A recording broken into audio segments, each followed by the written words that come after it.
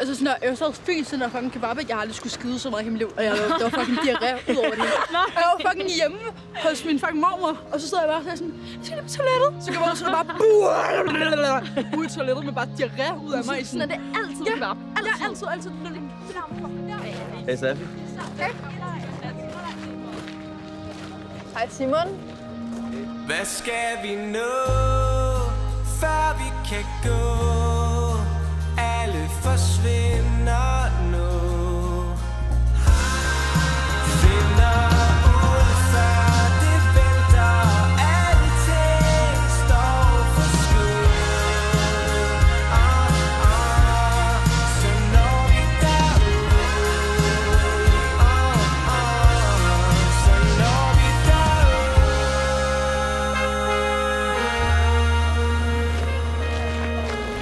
Hey.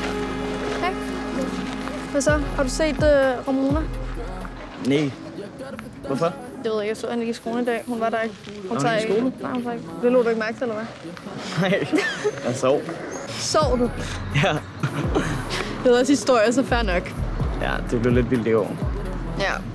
Men er I blevet uvenner, eller hvad? Nej, det er det, så jeg ved ikke. Ella har søstre min oplader. Ella, jeg sagde til dig, at du ikke skulle tage den, og du har den, og jeg kan se, at du har den. Det er fucking lækkert, så jeg fik det fucking klart over. Jeg var sådan, og man kunne godt høre, at min mormor giver mig sådan, Hallo? Hey. Har I set Ramona? Nej, hvorfor? Det var ikke, hun var ikke i skole i dag. Så jeg prøvede at ringe til hende, men hun tager den ikke så. Jamen, det er også bare typisk hende. Hvordan? Hvis nogen har det dårligt, så lukker hun sig altid helt inde og flygter for alt og alle. Så kan man ikke komme i kontakt med hende.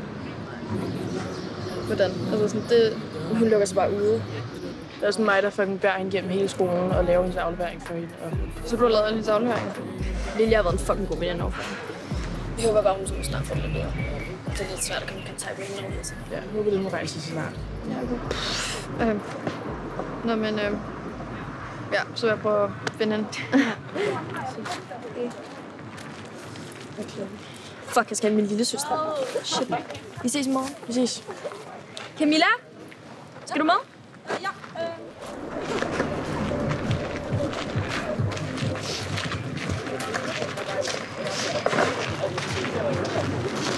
Hvad så? Hvad så? Hygger du? Nej, det gør jeg faktisk ikke. Jeg er så fucking træt af, at det er mig, der går rundt og passer på alle. Det er mig, der går rundt og spørger ind, som alle har det fucking godt. Det er mig, der sidder og hører på kæresteproblemer til klokken fucking 2 om natten. Det er mig, der henter folk, når de bliver fucking stive. Det er mig, der ligger ud. Det er mig, der er moren af hele den her fucking gruppe og bliver nødt til at sørge for, at alle har det godt. Altså, jeg er så fucking træt af det. Der er ikke nogen, der spørger, om jeg har det godt. Altså, jeg vil gerne høre, hvordan du har det. Det kan jeg sgu ikke helt tro.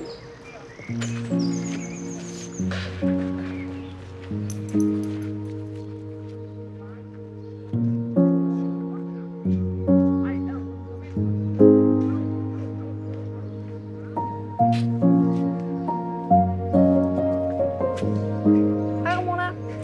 Jeg står ude foran din dør nu, og jeg har købt mad. Så jeg tænker, om du ikke vil komme ned.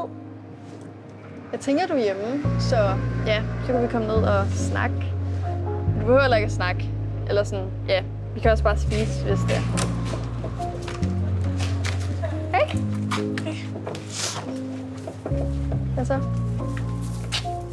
Ikke så meget.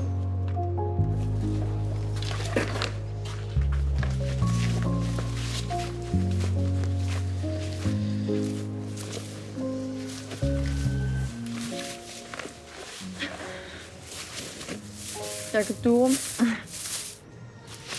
Din er selvfølgelig med ekstra dressing. Tak. Du er ikke i skole i dag. Det har været en dårlig dag. Er der noget, du vil snakke om? Nej, det behøver vi heller ikke.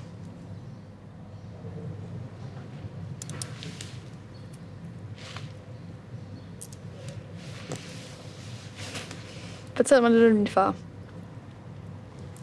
Hvad vil du godt vide? Det ved jeg ikke. Bare det, du gerne vil fortælle. Han var fucking nice. Han var seriøst verdens bedste far.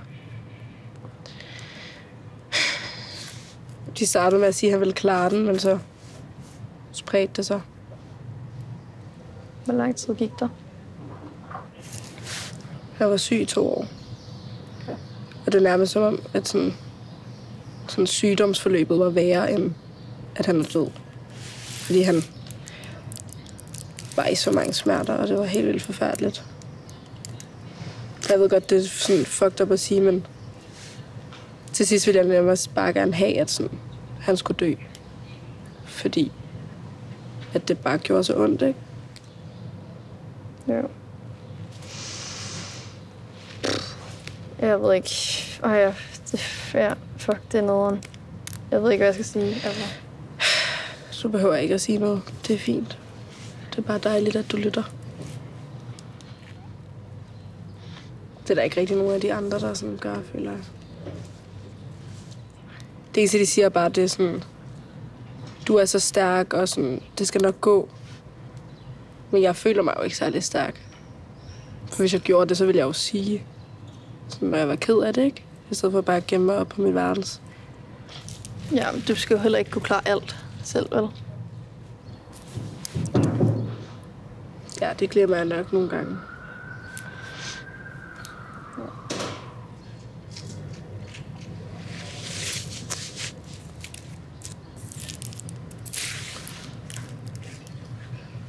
Men hvad skete der med dig og Simon i går? Med Simon? Det ved jeg ikke. Jeg synes bare, han er... Ja, han er meget sød. Og så gik vi om der efter festen, og så... Ja, så kyssede vi. Det var meget hyggeligt. Nice. Hvad så? Er du okay? Mig og Simon har bare sådan haft noget sådan lidt on and off i et stykke tid nu. Ej, fuck. Sorry. Det er heller ikke, altså sådan, det kunne du jo ikke vide. Jeg ved ikke, det skulle jeg jo have sagt. Jeg vil bare lige sige det. Ja. Altså, det skal du ikke tænke på. Er du sikker? Ja. Jeg tror bare lige, jeg skal sådan... Ja. Ja. Men skal vi ikke spise? Jo, jeg tror sådan durum hjælper lidt. Ja. Tror du ikke? Nu begynder det også bare at regne. Ej, det går Fuck, ikke. det var tomt. Nå, er vi klar? Det bliver hyggeligt i aften. Tror du ikke det? det tror jeg. Så vi bare vores durum under regnen. Ja, jeg sagde 20 minutter, 25 minutter, og hun endte med at være der i sådan en time. Jeg blev virkelig sur. Jeg hjælper. Ja, nu skulle vi meget gerne have den. Fint nok. Hej. Vi tager os sammen. Vi tager os sammen. Jeg tror, han åbnede den, og så livede han mig en red. Gjorde han? Ja, det ved jeg ikke, Hvor hvad fuck. mærkeligt. Ja, jeg ved Ej, men han er fucking weird, føler jeg. fucking underligt. Men han smør. Nej, tak, jeg ryger ikke. Som slet ikke. Nej. Jeg har kun prøvet at tage snus et par gange, men jeg ved det ikke. Jeg får bare kvemme af det, så sådan... Ja, okay. Så skal jeg sgu heller ikke have en. Okay. No cigarettes for us. Okay. Men det var fucking godt. Hej. Hej. Hej. Jeg hedder Oscar. Det er min ven. Hej. Oscar. Hello. Oscar. Hej, Oscar. Hyggeligt at møde dig. I lige måde. Ja, Ja, vi vil også til de andre. okay. Perfekt. Okay. Men så der skal ikke ske noget med dig og Simon i aften, eller hvad? Nej, det ved jeg ikke. Jeg føler, han virker sådan lidt off. Og ja, du ved ikke, nu har du også haft gang i ham. Okay, det skal ikke stoppe dig. Ja. Det er det. Okay. Men Oscar er du meget flot. Eller sådan. Skal jeg wingman, ja? Nej, stop. Jo. Nej. Det skal du ikke. Det skal du ikke. Det kunne Hvad er det med? Du har jo set det. Så hvordan den bare op? Hvordan den bare op? Eller hvad? Jeg går lige herover og siger hej. Hvor jeg går. Så ja, Du er lidt lidt i dag, synes jeg. Ej, okay. Prøv at høre, jeg kan ikke med jer. Har du sagt det til hende i dag, eller hvad? Nej, men du skal da lade være med at stå og hate. Jeg hætter ikke. Ja, Lesber jeg. Vina, hun læser lidt, ikke? Lesber jeg. Nej, du læser. Jo, Avina, hun Nej, læser. jeg lesber ikke, vel? Jeg vil lige snakke Det til er mig. fordi, han siger, jeg lesber. Kan du ikke høre, hun læser? Ej, jeg lesber ikke. Ej, Op igen, hvis du går. Har du stadig din mor? Ja, jeg sagde mors, at du kommer op igen, hvis du sådan er væk i længere tid end 20 minutter. Hej. Du er også Kite? Jo. Mona? Ja. Hvorfor kender du Jakob? Vi har spillet fodbold i mange år. Og så bliver vi bare virkelig gode venner. Hvad med dig? Hvor kender du Jakob fra? Jamen, vi går jo i skole sammen. Nå ja. Ja. Er du god i skolen? Jeg er god til de kreative fag, ikke? Lad os bare sige det sådan. Det Så, er lidt, jeg er god til at tegne. Ja. Ellers så, nej. Hvad med dig? Altså, jeg er rimelig god til matematik, Okay, fedt. men alle de andre fag halter jeg. Nå jo, er det ikke? Hej. Skulle vi... Hvad så, er der noget galt, eller? Nej, jeg tror bare... Jeg ved ikke, jeg tror, jeg er lidt træt. Eller der var lidt meget for tiden. Ja. Men mig og Jonathan vil have noget mad, så vi ses. Ja. Hej, Safi. Hej. Hej. Hvad så? Hvordan går det? Det går meget fint, ja. Hvad med dig? Det går også meget godt. Jeg vil bare lige sige, jeg synes simpelthen, det er så godt, at du har taget dig så godt af Ramona. Altså virkelig. Altså, i forhold til hvad? Jamen, jeg tror bare virkelig, for hende, der har det virkelig bare hjulpet, at sådan, hun har haft en at snakke med i forhold til sin far. Altså, det hjælper både hende, og det hjælper også mig og os andre. Altså virkelig, tak for det. Nå, fedt. Tak, at du siger det. Okay. Og jeg smutter nu. Det er i orden. Vi ses. Vi ses. Yes, hej. Jeg må hellere tilbage. Vi ses. Jo, hej. Hej.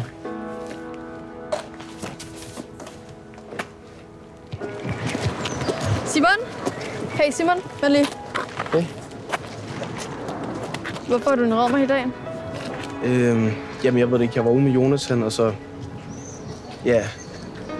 Jeg ved det ikke. Det er også skrevet til dig. Du bare åbnet, når du ikke så mig. Ja. Jamen, ja. Hvad med det i går så? Var det bare lige meget? Nej, men ja. Altså, det er det mine forældre. De har så mange idéer om, hvad jeg skal, og du ved, pres med skolen, og jeg lever bare ikke op til, ja, hvad de ønsker for mig, og sådan, ja. Men der er ikke noget med dig at gøre. Må jeg skrive til dig? Er det okay? Ja. Vi ses. Ja, vi ses. Hej. Kom godt hjem. Tak.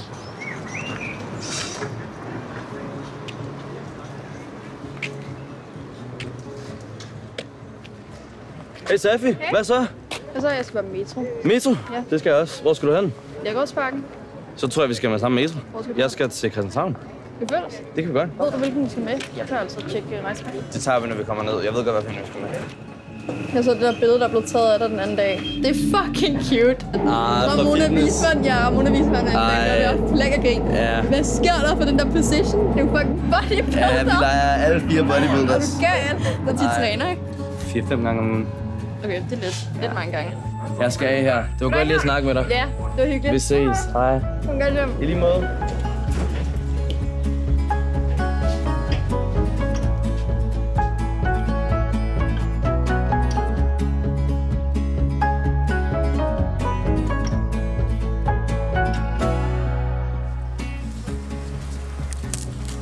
Har det været sjovt i dag i skolen? Det var kedeligt, Hvorfor er det kedeligt?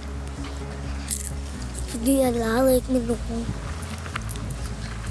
Hvorfor gjorde du ikke det? Fordi jeg kedede mig.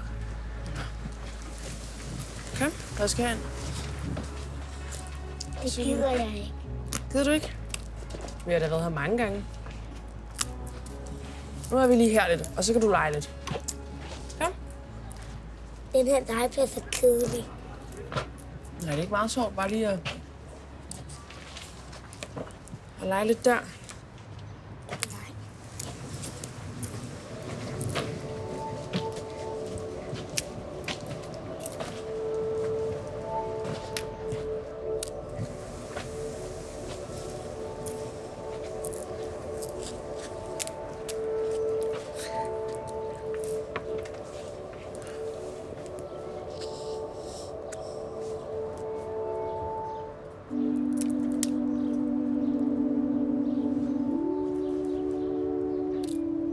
Hvorfor bliver mor hele tiden sur?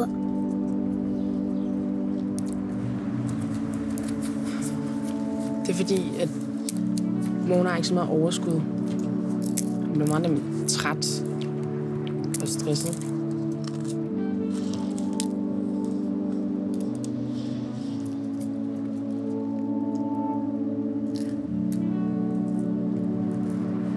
Så er det godt, du har mig. Vi skal nok finde ud af det.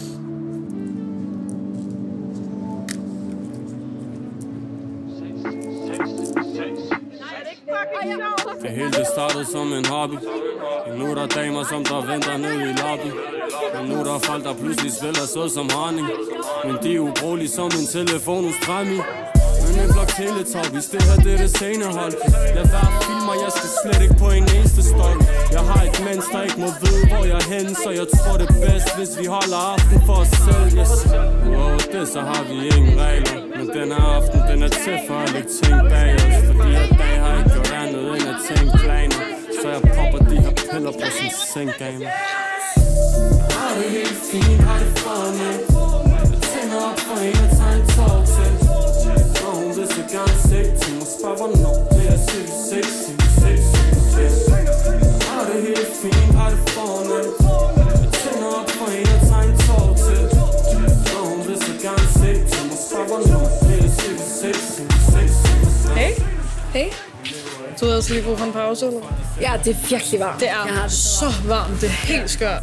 Men jeg er glad for, at jeg lige kunne at snakke med dig, fordi jeg har ikke rigtig vidst, hvordan jeg skulle spørge. Og sådan, jeg har ikke rigtig fundet det rigtige tidspunkt, men det der med din far, hvordan går det? Hvordan har du det med det?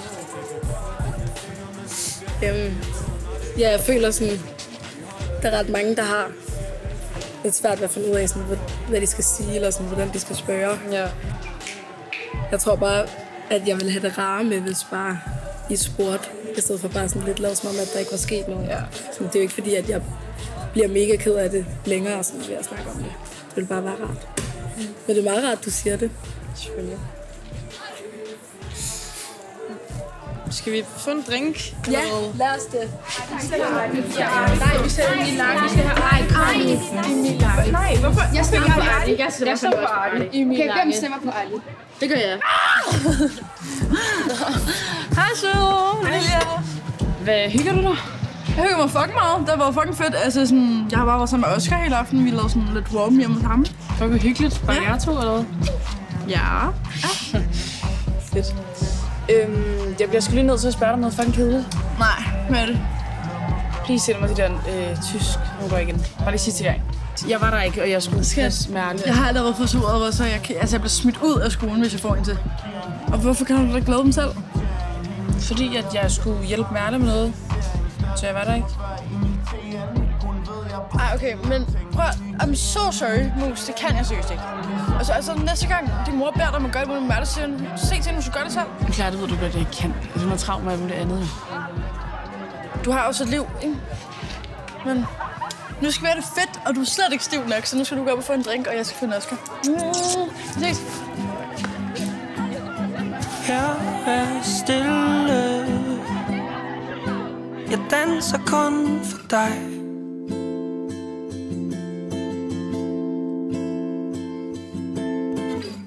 Hvis jeg ville, så kunne jeg skrive til dig.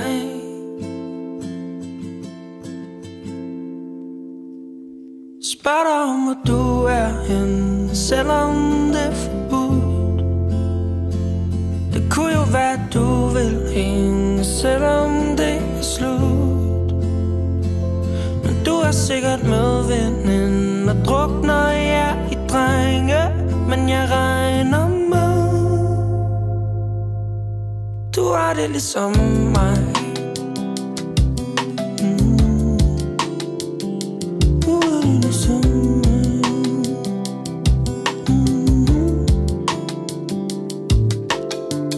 Ude i byen, nu er jeg her igen.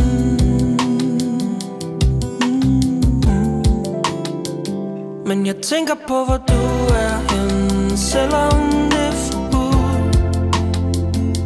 Det kunne jo være, du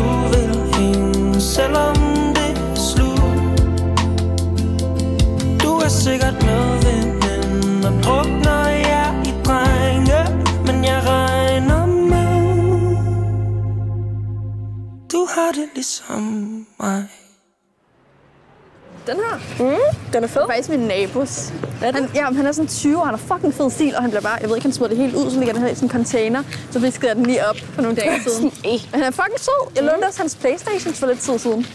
Fedt. Ja, han er men det er også godt, så man ikke behøver at købe nyt. Ja, det er genbrug. Det er også det, der er ret moderne nu, ikke? Nå. Fortæl mig alt. Everything. Og hvad? Ja, det ved jeg ikke. Om festen måske? Jeg ved ikke, hvad du mener. Med dig og Oscar måske? Tror du ikke, det er det, jeg mener, eller? Kom nu, Ramona. Jeg er jo ikke dum, der må ske et eller andet. Jamen, altså sådan... Vi gik om i baggården, og så kysser han mig. Romantic! Og hvad så? Ja, ikke så meget. Kom nu, I kan ikke bare gå op i en baghånd og kysse. Altså, måske et eller andet. Jamen, så havde vi sex. Nej! Havde I sex? Tillykke! Hvad du siger? What? Hvordan? Jamen, altså, som man nu har sex. Jeg ved ikke, hvad jeg skal sige til jeg det. Jeg har ikke prøvet det. Jeg ved det sgu da ikke. Nå, jamen, det var meget hyggeligt. Ja, det var... Okay. Ja. Hvornår var første gang, du prøvede det? Jamen, det var for noget tid siden med en, der gik klassen over mig. Han var bare sådan, at han var sammen med alle mulige og sådan. Og det havde han jo ikke rigtigt. Så jeg troede på det, så jeg var sådan, ja, take me, my king. Ja, virkelig. Og hvordan var det så? Det var ikke noget specielt. Altså, det gjorde bare lidt ondt, og sådan, jeg tror bare efter var jeg bare sådan lidt. Ja, okay. Jeg føler, det er sådan lidt overhyped. Men det sådan... Sprang din jomfruhinde så? Hvad? Det med jomfruhinden, det er altså en myte. Nej!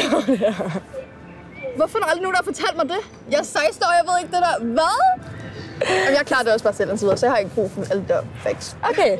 Queen! I see you. Hvad gør du så? Så ved jeg ikke. Hvad gør du? En bruser, tænker jeg. Hvad gør du? Er det ikke det, man gør? Jo, men det... Ja. Ja? Det er sådan meget hyggeligt. Ej, jeg tror også bare, jeg glæder mig til sådan... At man kan have det, når man ikke er sådan mega stiv og sådan... Ja. Hvor det betyder noget, ikke? Jo. Har du kun haft det, mens du var stiv? Ja. Ja. Men det er jo også klart, fordi man tør meget mere og sådan... Ja, det er det. Så man ikke lige så selvbevidst og sådan... Nej. Ja. Hyggeligt. Men ikke lige sige det til nogen, fordi sådan, jeg føler bare, alle de sådan, snakker fucking meget. Og knipper op for lidt. Snakker for meget. Knipper op for lidt. Til så pæn. Ej, ja, jeg skal nok lade mig at fortælle til nogen. Ja. Ja, jeg synes, han er meget sød, så det kunne være nice. Hvis... Ja, du har dem sammen, jeg skal nok. Jeg rører ham ikke. Hvis det er i forhold til det med Simon, så var det altså ikke meningen, at jeg ville sådan... gøre. Ja, og så... Har du rodet i min fucking ting? Farmen, du kan... Nej, det er ikke mine smøger. Det er Ramonas. What the fuck? Hvad så? Det ved jeg ikke, nu psykeren, når han har fundet min fucking smøger. Kan han ikke lade mig være? Og han troede ikke på, at det var mine, eller nej. Hvad er der galt med manden? Jeg kan ikke mere. Hvad gør jeg? Du må bare stoppe med at ryge, altså. Det skal nok gå. Han glemmer det sikkert lige om lidt, ikke? Drik det væk. Skal vi cheers on that note? Life's great.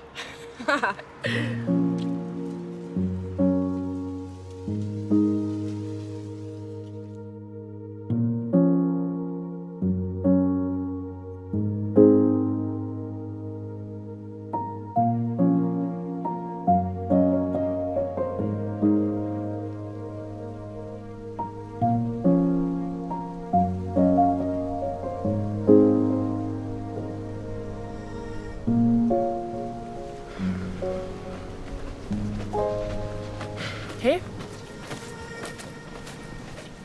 Hej. Hallo. Hej, musen.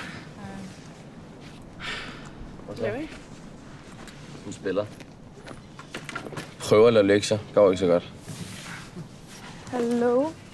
Hej. Hallo. Fucking godt vejr i dag. Hvad sker der? Det er virkelig godt hver dag. Jeg skulle tage solcreme på. Det ser meget tøj på. Jeg ved ikke.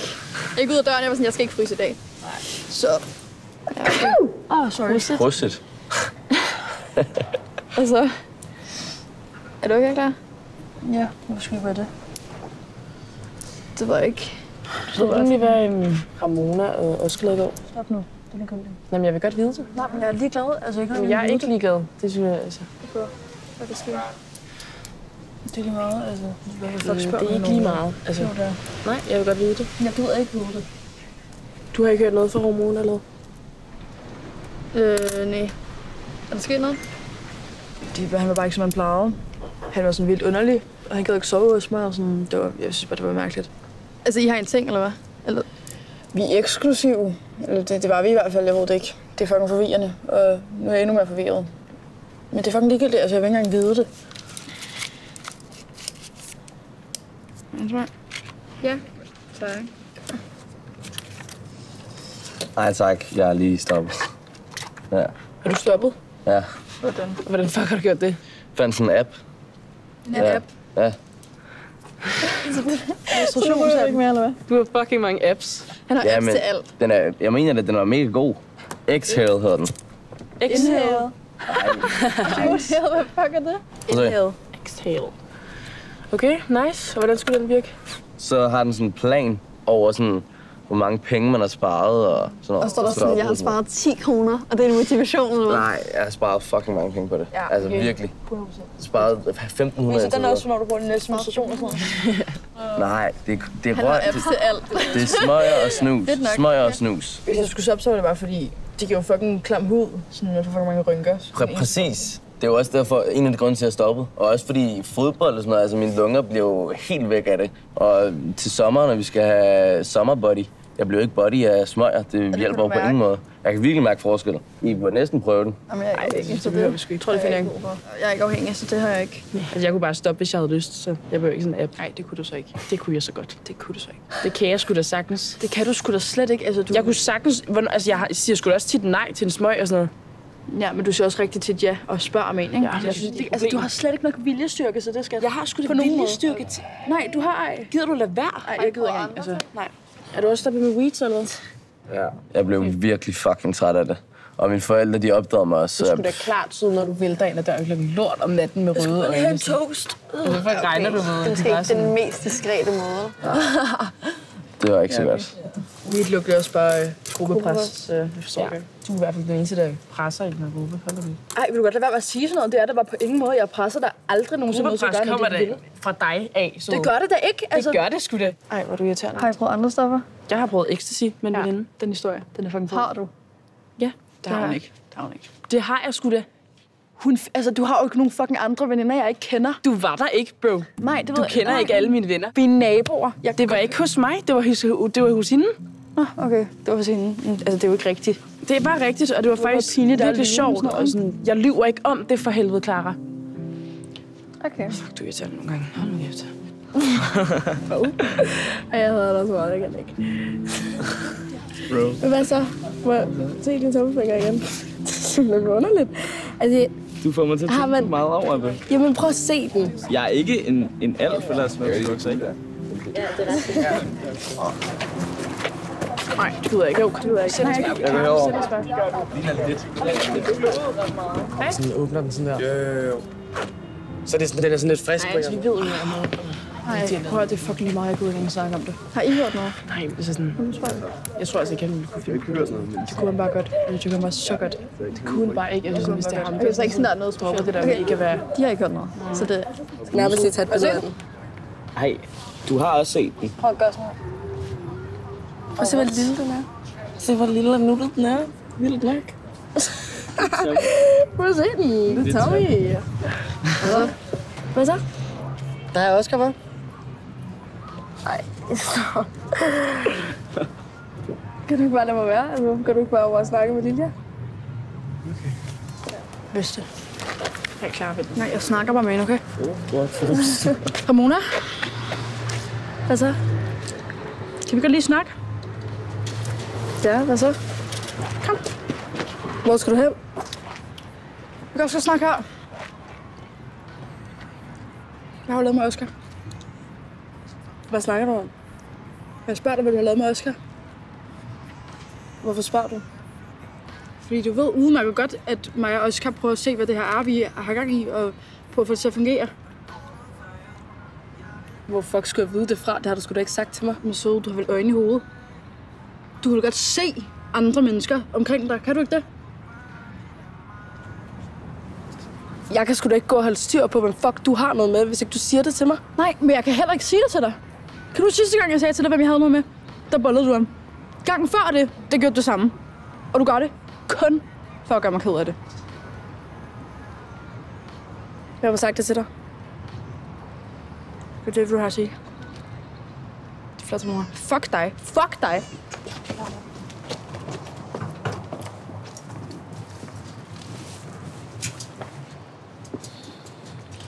Hvorfor har du sagt det? Jeg har ikke sagt noget. Jeg ved ikke. Det er kun dig, jeg har sagt det til. Jeg har ikke fortalt det til nogen. Jeg sværger. Tak.